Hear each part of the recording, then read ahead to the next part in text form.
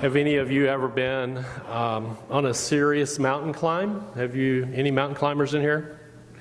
I don't mean the kind where you're hanging off, on the side of a long, big cliff, but just kind of hiking and things like that.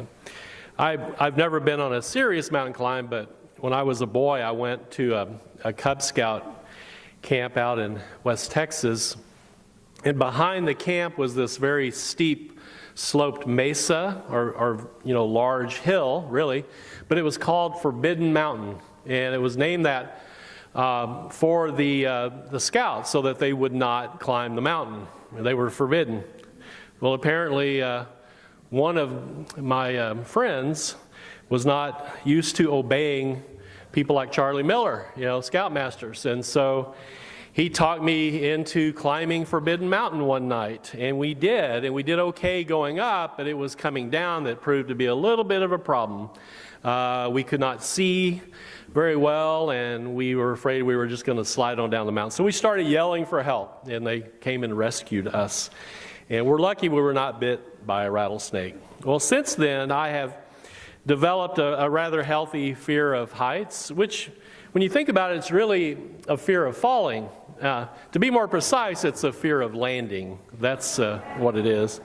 So I've never been anybody, someone who's apt to dive off bridges or climb water towers or, be on a serious mountain, climbing a mountain. I do have a favorite mountain climbing joke. Maybe you've heard this, but I'm gonna give it to you in a different version using different names. This will relate to the Southeastern Conference, which is the conference that has the University of Missouri, right? And so here it is. So there were these 4 college alumni that were climbing a mountain one day, and each was from a different Southeastern Conference school. And each one claimed to be the most loyal of all the fans at their alma mater. And as they climbed this mountain together, they argued as to which of them was the most loyal of all. They continued to argue all the way up the mountain, and finally, as they reached the top, the tiger hurled himself off the mountain, shouting as he fell, "This is for Missouri." Well, not wanting to be outdone, the wildcat threw himself off the mountain, proclaiming, "This is for Kentucky." Well, seeing this, the Arkansas Razorback walked over and shouted, "This is for everyone," and pushed the Alabama Crimson Tide off the side of the mountain. Figured that would get here. Maybe this will help you. More applause there. Jesus himself was not a professional mountain climber, and yet he did climb a hill or two in his day. You heard Courtney talk about that. Most famous of all would be Matthew's version of the Sermon on the Mount. It was named that way because Jesus apparently was up on a hillside. And then there is the episode that we just heard today, the story. And you know the story. Jesus climbs a high mountain with his 3 closest friends, Peter, James, and John. And he is, as the text says, he is transfigured before them. Well, what does that mean? Matthew says that his face shone like the sun and his clothes became dazzling white. So even his appearance changed on top of that mountain.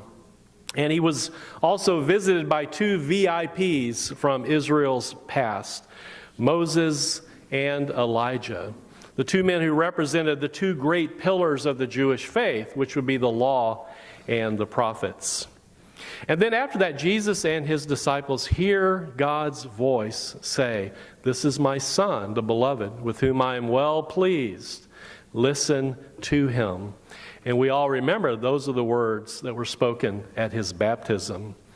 Now, since this is the second time he hears these sort of baptismal saying, does this mean this is his confirmation, graduation? I don't know.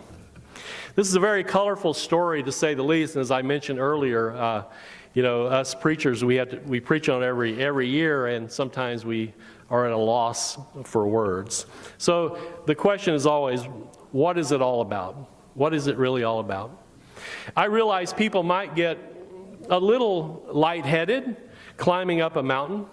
And so people might hallucinate on occasion. And yet I don't think that fully accounts for what is happening in this story, which is the changing of someone's countenance, the sudden bleaching of their clothes without benefit of Tide detergent, and the appearance of two men who had been gone for centuries, and the hearing of God's voice. Four very interesting things. And I don't think we're talking hallucination here. We're talking either perhaps mythology or miracle.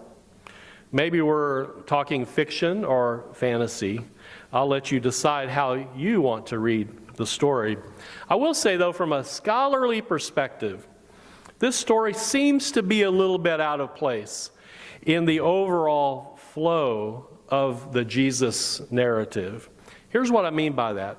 If you read it literally, it reads like a post-resurrection story.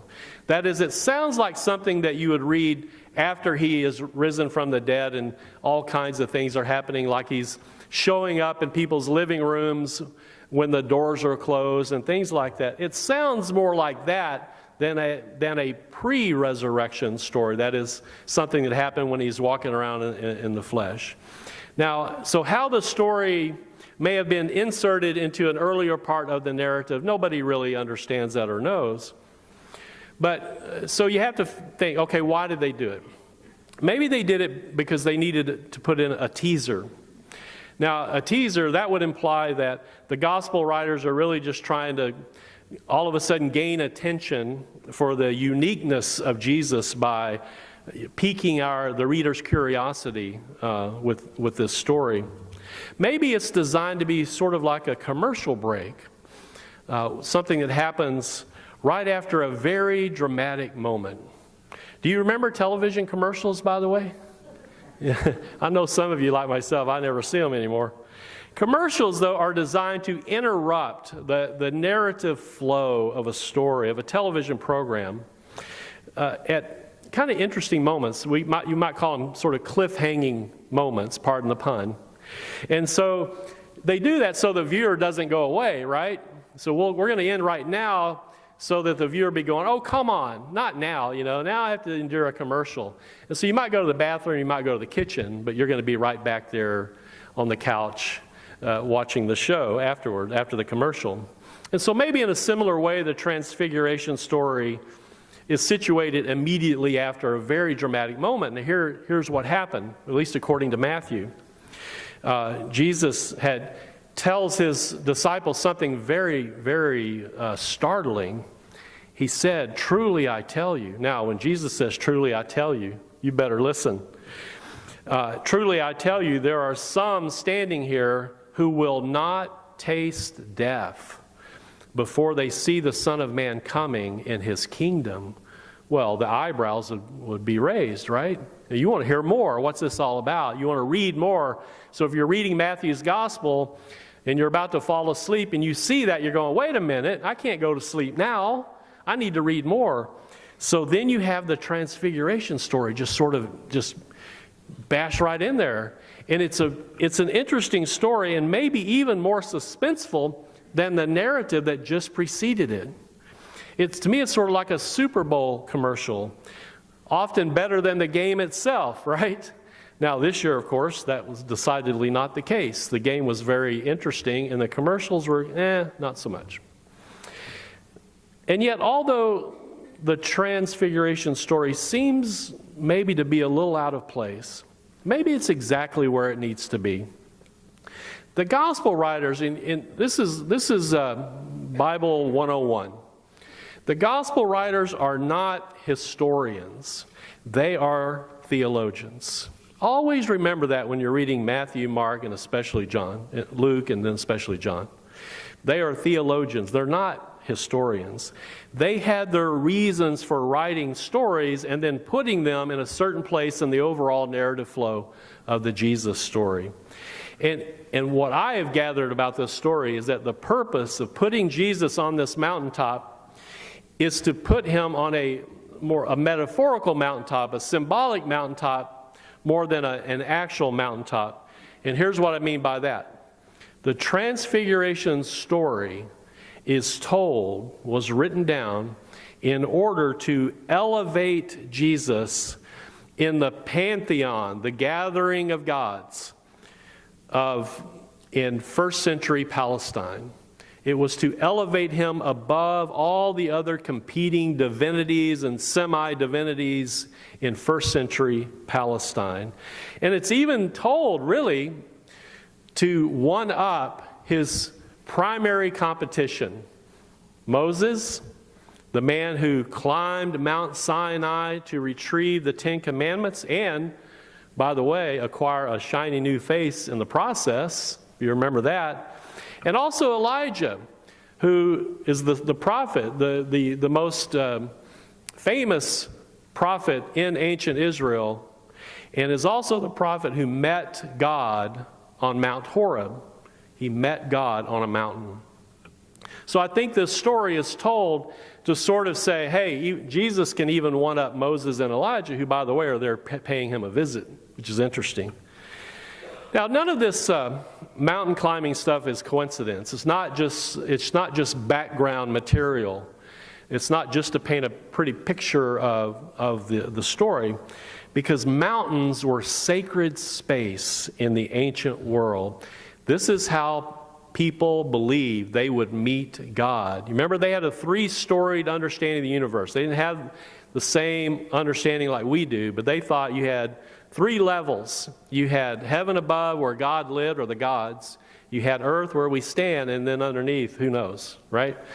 But if you want to see God, you got to get up high. There's no airplanes. You can't do a hang glider. You can't do any of that. You had to climb a mountain. And this is also the best way to validate one's divine status. Really, the point is, Jesus would have been a nobody in the ancient world without a good mountain story. There had to be a mountain story in there somewhere. So here it is. Now, what does it all mean for you and me then? Okay, so great. Jesus elevated. What's that got to do with us? Because few of us believe that we need to literally climb a mountain in order to meet God, even if climbing a mountain is very inspirational, right? But with the lack of oxygen at high levels, we might hallucinate a little bit. But none of us are going to change our countenance, really. Our garments are not going to get brighter if we climb a mountain. And we're not going to, be visited by long gone heroes of the faith. And we're probably not going to hear the voice of God. And we don't need any of that, really. What we do need, however, and I think this is sort of the overall point of the story, we need a better perspective, and we need more vision. And mountains provide that in a literal way, right? Because from a mountaintop, we can see at great distances. So that's a cue to the story. You climb a mountain, you see things that you normally couldn't see. But more importantly, this is the real gist of the story, mountains are ancient symbols of our search for the sacred, our mingling with mystery, our mountaineering for God's majesty. For the ancients, to climb a mountain was to be hot on the trail of the holy. So when you see a mountain, put yourself in the hiking boots of those ancient souls who really just wanted to see God, and those early Christians who really wanted to see Jesus. That's what the story is all about. It's trying to get us to open our eyes to the divine and the holy. I want to conclude by share a brief reflection about sacred mountains. This is by a contemporary theologian from Australia. His name is William Loader, and it's sort of poetic. I'm going to read most of it to you. We are surrounded by mountains, sacred mountains, which watch over us, beckon us, call us to approach and begin the journey. Mountaineering is a risky venture and exhausting, but our mountains are accessible. Every day we meet them, and their magic tells us, just stop. Just turn aside here for a few moments. Let me lift you to the sacred space. There are no gates or barriers. These mountains don't close after sunset. They just lie and wait, offering a quiet space, inviting us to a new view. Even with the greatest disabilities, the frailest limbs, the faintest heart, there is a place for us. No one is too big or small. No one is unworthy. Touch the mountain, and we touch the earth, we touch the universe, and we touch God. Just to say we are coming is more than half the journey. It is to say we belong, to enter the wide embrace of the mountainside, and to say yes to love. There is a mountain stream for the thirsty, and its waters are there for cleansing. There is peace and forgiveness and renewal. The wind of the Spirit sometimes blows strongly, challenging us to stand firm, or gently touches us with memories of God's goodness. Climb the mountain, and you see a long way. People you have not noticed. Distant needs which want to say also, I am here. And in the silence of the sacred space are voices of hope, of joy, of pain, of possibility. Climb the mountain, and you will see Jesus. Amen.